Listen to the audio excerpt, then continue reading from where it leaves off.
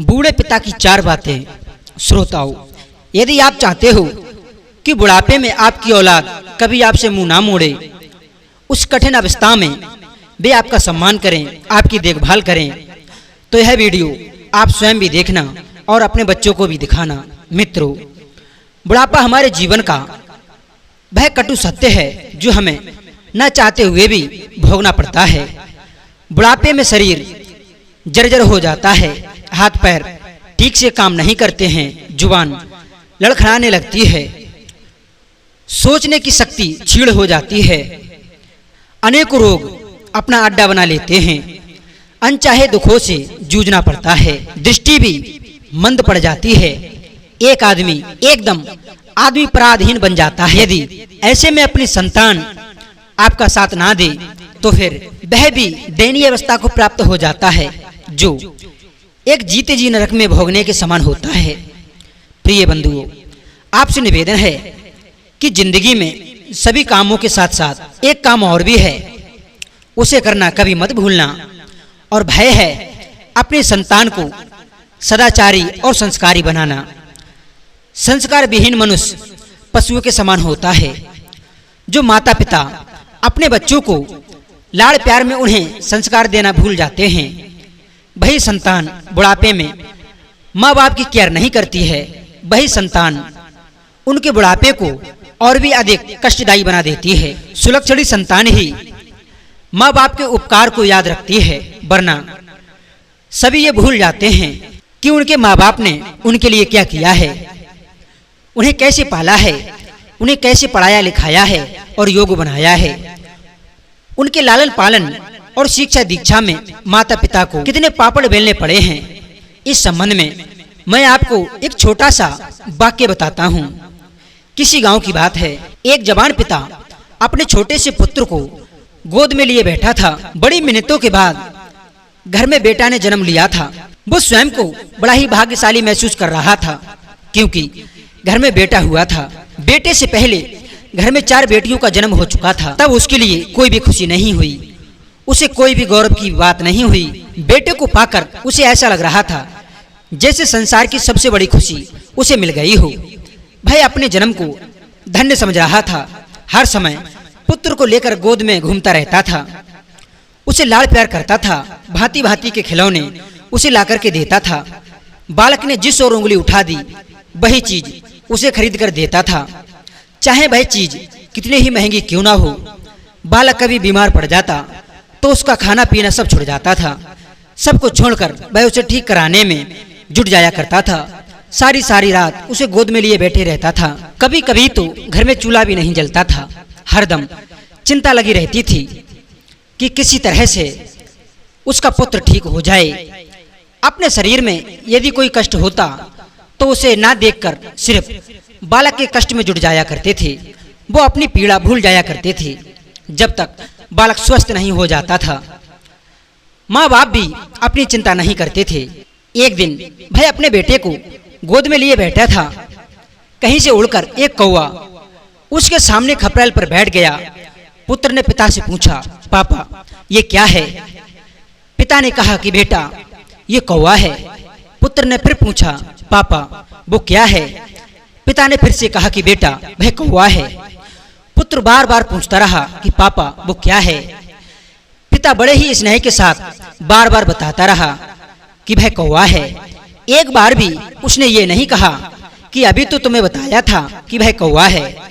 एक ही बात को बार बार पूछने पर उसे गुस्सा नहीं आ रहा था, बल्कि वो बड़े प्यार से अपने बच्चे को सवाल का जवाब देता था।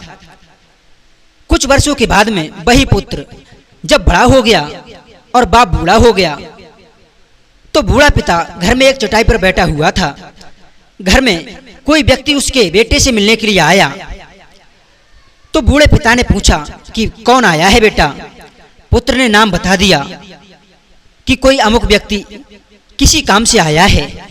थोड़ी देर बाद कोई व्यक्ति फिर आया। तो पिता ने फिर पूछा कि बेटा अब कौन आया है? बेटा एकदम झल्लाकर कहने लगा, मुझे नहीं मालूम, स्वयं पूछ लो। कितनी बार कहा है कि खा पी कर आराम से चुपचाप पड़े रहो। हर समय जुबान बड़बड़ाती रहती है। कौन है, क्या है, ये क्या है, वो क्या है। मैं तो इनके बिना मतलब के प्रश्नों के जवाब देते देते तंग आ गया हूँ। कुछ करना धरना तो है नहीं, बेमतलब में कौन आया है कौन गया है, दिन भर की टाएं टाएं सुनकर कान पक गए हैं। बेटे को अत्यंत परेशान देखकर पिता ने लंबी सांस खींची, हाथों से सिर पकड़ा और बड़े दुख भरे स्वर में धीरे धीरे कहने लगा, मेरे एक बार पूछने पर अब तुम क्रोध करते हो। जब तुम छोटे थे तो एक ही बात को सैकड़ों बार पूछते थे कि यह क्या है, तो मैंने कभी तुम्हें डांटा नहीं, ना ही तुम्हारे ऊपर मैं चिल्लाया, बल्कि बार बार तुम्हारे पूछने पर तुम्हें बताया कि वह कौवा है, वह बिल्ली है, वह बंदर है। तुम्हारी खुशी को मैंने अपनी खुशी बनाया, चाहे मैं कितना ही थका हारा क्यों नहीं होता था। यदि तुमने कहा कि मुझे घूमना जाना है तो मैं अपनी थकान भूलकर तुम्हें बाहर घुमाने के लिए ले जाया करता था।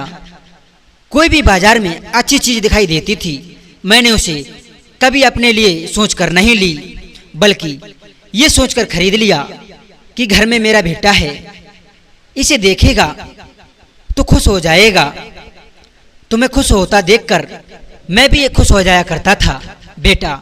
और आज तुम मेरे एक बार पूछने पर मुझ पर बड़बड़ा रहे हो और तुम्हें मैं कष्ट मालूम पड़ रहा हूँ। आज मैं तुम्हारे सिर पर बोझ बन गया हूँ। मेरी बातें तुम्हें कांटे की तरह चुभती हैं। तुम्हारे दोस्तों के सामने मेरे बोलने से तुम्हारी इंसल्ट हो जाती है। जो लोग धनवान बनकर अपने बूढ़े माता पिता का तिरस्कार करते हैं, उन्हें उनकी वृद्ध अवस्था में अकेला छोड़ देते हैं, उनके बुढ़ापे की लाठी नहीं बनते, या उनकी पत्नी के द्वारा प्रताड़ित किए जाते हैं। ऐसे लोगों को दुष्ट, हैवान और धूर्त समझना चाहिए। कहते हैं तुम्हारे जन्म से लेकर अपनी मृत्यु तक हर माँ बाप अपने बेटा बेटियों को सुखी जीवन जीने की कामना करते हैं। ऐसे परम हितैषी माँ बाप का कभी अपमान नहीं करना चाहिए। हर उस संतान को ये सोचना चाहिए कि बुढ़ापा एक दिन उसकी भी वही हालत करेगा जो आज तुम्हारे माता पिता की है। तुम्हें भी उस कोने में बैठकर टूटी चारपाई पर सोना पड़ेगा। तब तुम्हारे बहू बेटा भी तुम्हें देख देख कर तुम पर झुल जाया करेंगे। तुम्हें भी लकड़ी के बने बर्तनों में अछूतों की तरह खाना दिया जाएगा।